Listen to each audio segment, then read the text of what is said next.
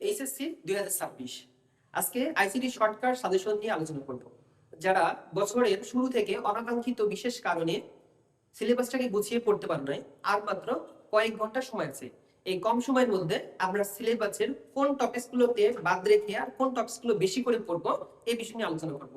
তবে বিশেষ করে বলে রাখি, এবার এইচএসসি 2026 ক্ষেত্রে প্রতিটা অধ্যায় থেকে কমপক্ষে একটি করে সৃজনশীল আসবেই, অর্থাৎ 6টা অধ্যায় 6টা সেট কমপক্ষে হবে এবারে।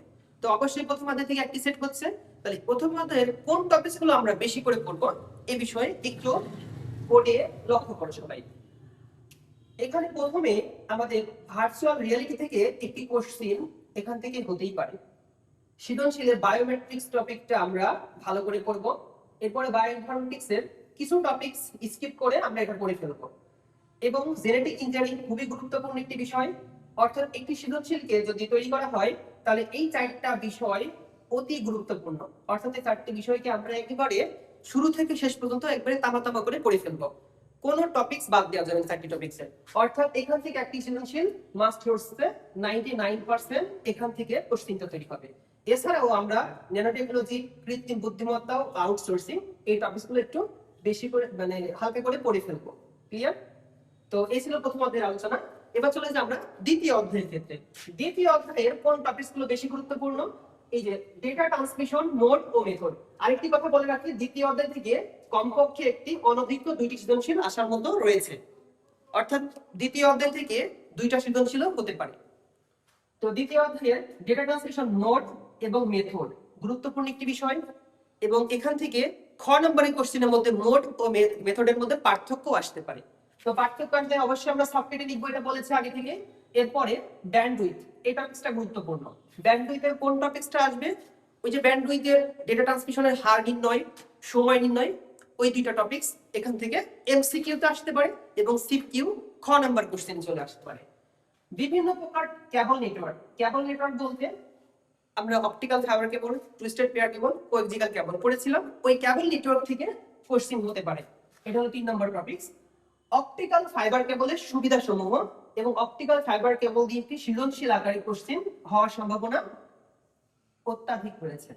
এরপর আমাদের ব্লুটুথ, ওয়াইফাই, ওয়াইম্যাক্স এই এরিয়া থেকে এমসিকিউ এবং সিকিউ উভয় আসে, অর্থাৎ এই টপিকসটা গুরুত্বপূর্ণ।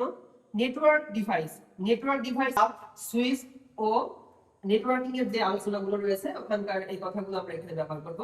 হাব ও সুইচের ব্যবহার, এই হাব ও সুইচের ব্যবহারটা কিন্তু আমাদের নেটওয়ার্ক ডিভাইস থেকে আসার সম্ভাবনা রয়েছে। এরপরে ক্লাউড কম্পিউটিং এর টপিকসটা গুরুত্বপূর্ণ। এবং শেষে সবচেয়ে গুরুত্বপূর্ণ হচ্ছে বিভিন্ন প্রকার টোপোলজি। টোপোলজি তো 5 প্রকার আমরা এর আগে পড়েছি।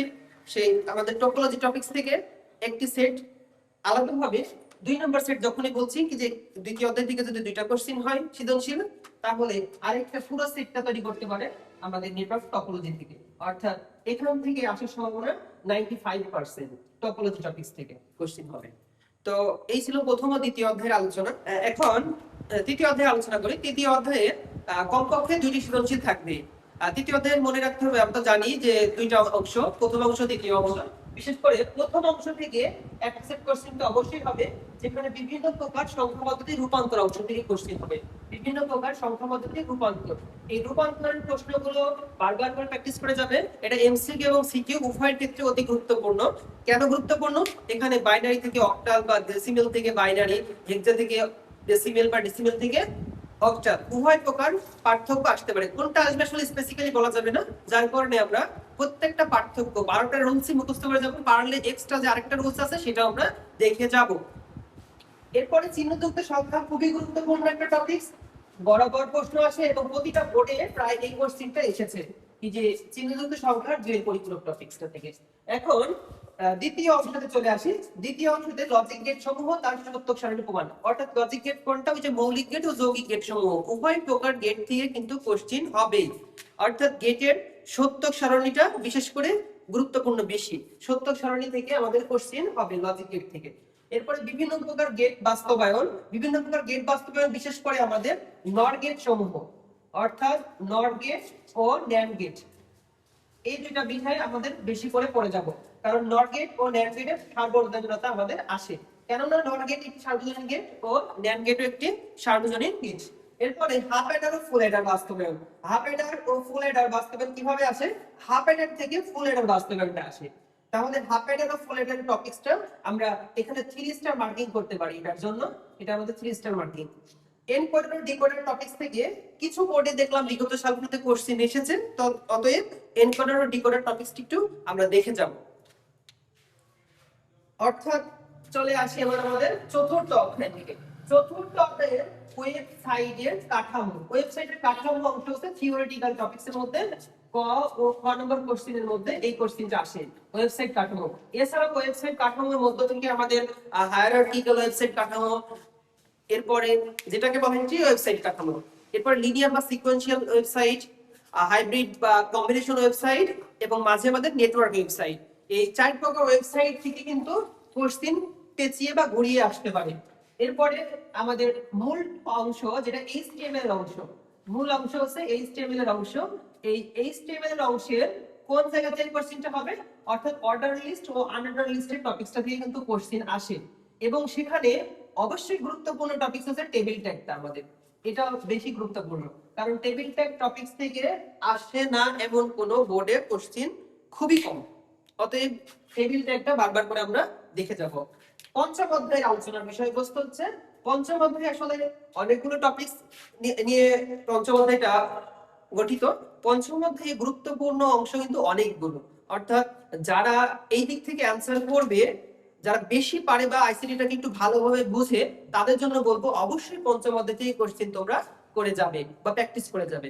কেননা পঞ্চম অধ্যায়ের কোশ্চেনটাকে স্কিপ করা মানে তোমার রেজাল্টটা একটু লোইস করে চলে যাওয়াটা স্বাভাবিক। যার কারণে পঞ্চম অধ্যায়ের কোশ্চেন গুলো অবশ্যই তোমরা প্র্যাকটিস করে যাবে, যারা একটু আইসিটিকে ভালো বুঝো। যেখানে 2টি বা 3টি সংখ্যার যোগফল নির্ণয় আছে, এরপরে 2টি বা 3টি সংখ্যার গড় নির্ণয়, ত্রিভুজ বা বৃত্তের ক্ষেত্রফল নির্ণয়, এরপরে ফারেনহাইট ও সেলসিয়াসের, এবং ফারেনহাইট ও সেলসিয়াসটাই বেশি ইম্পর্টেন্ট। এছাড়াও কখনো কেলভিন থেকে ফারেনহাইটে আসতে পারে, তবে ফারেনহাইট থেকে সেলসিয়াসে আসার সম্ভাবনা বেশি, বা সেলসিয়াস থেকে ফারেনহাইট। তো এইখান থেকে যে সূত্রগুলো আছে বা শর্টকাটের যে শীটটা তোমাদের দেওয়া আছে, এই শর্টকাট শীটটা থেকে অবশ্যই তোমরা এই টপিকস গুলোর সূত্রগুলো একটু দেখে যাবে আগে থেকে। কেননা সূত্র জানা থাকলে অবশ্যই তুমি এখান থেকে ফ্লো চার্ট আসুক, অ্যালগরিদম আসুক বা সি প্রোগ্রাম আসুক, উভয় পারা যাবে। অতএব এই যে এখানে 3টা বিষয়ের গুরুত্বপূর্ণ মেজর অংশগুলো থেকে আমরা কোশ্চেন করার চেষ্টা করেছি। এর মধ্যে আরো আছে লিপিয়ার, জোড় বিজোড় সংখ্যা, লসাগু গসাগু নির্ণয়। এখান থেকে সি প্রোগ্রাম, অ্যালগরিদম এবং ফ্লোচার্ট উভয় গুরুত্বপূর্ণ। এখান থেকে উভয় গুরুত্বপূর্ণ, উভয় গুরুত্বপূর্ণ। 3টি সংখ্যার মধ্যে বড় ছোট সংখ্যা নির্ণয়। এখন 3টি সংখ্যার মধ্যে বড় ছোট সংখ্যা নির্ণয়টা এর আগে বারবার করে পড়ানো হয়েছে, তবে যারা একটু ভালো বুঝো তারা একটু চেষ্টা করবা এই অংশগুলো থেকে বারবার দেখে যাওয়ার। লুপ চক্র, লুপ চক্র কোনটা? ওই যে while loop, do while loop, for loop, অর্থাৎ হোয়াইল থেকে ডু হোয়াইলে রূপান্তর, ফর থেকে হোয়াইল লুপে রূপান্তর। রূপান্তরটা কিন্তু আসার মতো কোশ্চেন, অর্থাৎ রূপান্তর টপিকসটা একটু দেখে যাবা, যে লুপ চক্রের রূপান্তরটা খুবই গুরুত্বপূর্ণ। এরপরে তোমাদের সমান্তর ধারা যোগফল নির্ণয়। সমান্তর ধারা যোগফল বলতে কোনটাকে বোঝাচ্ছি অবশ্যই তো বুঝতে পারছো। ওই যে বারবার করে যেটা দেখানো হয়েছে, স্কয়ার দিয়ে কখনো আসতে পারে বা সরাসরি কোশ্চেন আসতে পারে লুপ চক্র থেকে আমাদের সমান্তর ধারার কোশ্চেনটা, এটা অনেক গুরুত্বপূর্ণ, এটা টিস্টা মার্কিং। তো পঞ্চম অধ্যায় এই হলো গুরুত্বপূর্ণ আলোচনার বিষয়বস্তু। লাস্ট ষষ্ঠ অধ্যায়, অর্থাৎ যে অধ্যায়ে বিগত কয়েক বছর কখনো কোশ্চেন হয়নি, অর্থাৎ লাস্ট 2019 সালে কোশ্চেন এসেছিল এই ষষ্ঠ অধ্যায় থেকে। এর পরবর্তীতে আর কখনো ষষ্ঠ অধ্যায় পরীক্ষা হয়নি, অর্থাৎ সংক্ষিপ্ত সিলেবাস চলছিল। এবছর অবশ্যই ষষ্ঠ অধ্যায় থেকে একটি কোশ্চেন আসবে বা আসতে চলেছে। তো ষষ্ঠ অধ্যায়ের কোথায় থেকে কোশ্চেন গুলো হতে পারে? ক নম্বরের কোশ্চেন ও খ নম্বরের কোশ্চেনটা বিশেষ করে এই টপিকস গুলো থেকে আসার মতো, অর্থাৎ ডেটাবেস সরাসরি চলে আসতে পারে। ডেটাবেস কাকে বলে অথবা ডেটাবেস কি? এরপরে ডেটার প্রকারভেদ থেকে, ডেটার প্রকারভেদ বলতে তথ্য উপাত্তের মধ্যে পার্থক্য সমূহ বা ডেটার কিছু প্রকারভেদ রয়েছে, এগুলো থেকে এখানে আসবে। ডেটা টাইপ, ডেটা টাইপ বলতে ডেটা তো বিভিন্ন ধরনের টাইপ রয়েছে, অর্থাৎ ক্যারেক্টার বা টেক্সট ভিত্তিক data type, integer data type বা ভগ্নাংশ ডেটা টাইপ, ওইগুলো থেকে কোশ্চেন হতে পারে। তো আমরা ডেটা টাইপটা আমরা বেশি পড়ে যাব, এগুলো তো আমরা আলোচনা করেছি পূর্ববর্তীতে। এরপরে ডেটাবেস রিলেশন বলতে ওই যে one to one, one to many, many to one, অর্থাৎ মেনি টু মেনি, এই রিলেশন গুলো আমরা পড়ে যাবো। ডেটাবেস রিলেশনশিপ কিন্তু খুবই গুরুত্বপূর্ণ, অর্থাৎ সবকিটে দুইটা ছক দেওয়া থাকবে, দুটো টেবিল দেওয়া থাকবে, তো টেবিলের মধ্যে আমাদের সম্পর্ক স্থাপন করতে হবে। আর সম্পর্ক স্থাপনের জন্য একটি কমন ফিল্ড অবশ্যই লাগে, এটা তো আমি বলে দিয়েছি। একটি কমন ফিল্ড বিদ্যমান থাকলে দুটা টেবিলের মধ্যে আমাদের রিলেশন স্থাপন করা পসিবল। অর্থাৎ ডেটাবেস রিলেশনশিপ 3 স্টার দিচ্ছি, হ্যাঁ, এটা খুবই গুরুত্বপূর্ণ। এখান থেকে সেট করলে টেবিল দেওয়া থাকবে। ইয়ার মডেল বলতে ওই যে পঞ্চম অধ্যায়ের ফ্লো চার্টের মধ্যে কিছু চিত্র সমূহ দিয়ে ইয়ার মডেল বা ইয়ার ডায়াগ্রাম প্রস্তুত করতে দেয়, সেই ইয়ার ডায়াগ্রাম থেকে কোশ্চেন আসার সম্ভাবনা রয়েছে এই ষষ্ঠ অধ্যায়ে। সর্টিং ও ইন্ডেক্সিং এর মধ্যে সর্টিংটা বেশি গুরুত্বপূর্ণ।